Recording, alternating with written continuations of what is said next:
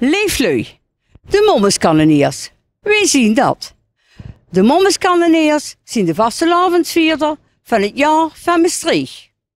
Vanaf 1956 tot nu roepen de Templiers ieder jaar iemand of een groep uit tot vastelavondsvierder van het jaar.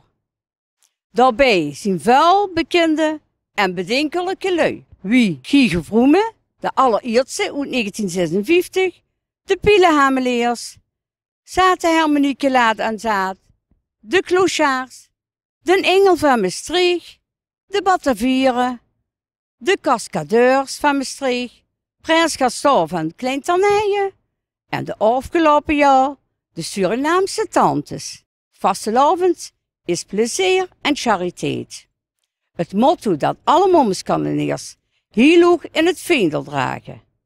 Ze hebben voor ieder jaar de waffelactie voor de lui die tijdens de bontenstorm bij het Roetkruis in de tent genieten van een lekker wafel. En we zoeken ieder jaar een nieuw kinderchariteit in Maastricht. Kinder, Bouvier, Veer en Geer gaat extra's kunnen doen.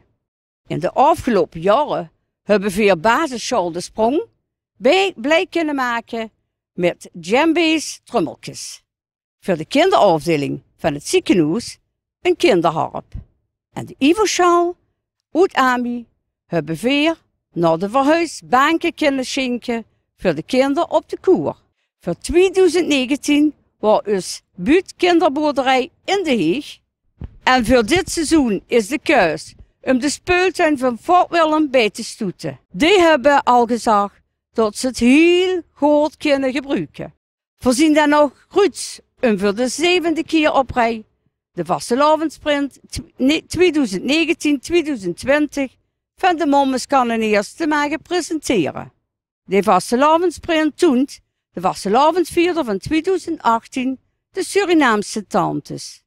En die kent je allemaal, een icoon voor Maastricht, vastelavondsvierder in 1971 met Zatenharmonie Laat aan Zaad en persoonlijk in 1988 Louis van den Bongaard met zijn trekzak. Daarneven liet Stadsprins 2019 Amar den Eerste de Maastrichter Gijs uit de warmdouche over Maastricht neerdalen. Let op, de achtergrond van de print die is ieder jaar anders. De print is ook dit jaar opnieuw. Belangloos en met veel plezier ontworpen door Dave de Leeuw, kunstenaar uit Maastricht. En nu hebben we u nodig. Dus, trek er streng een portemonnee en koop onze vastelavondprint. En kunstenaar Dave de Leeuw is hij om de print voor u persoonlijk te signeren. Alvast een hele grote merci. Vastelavond samen.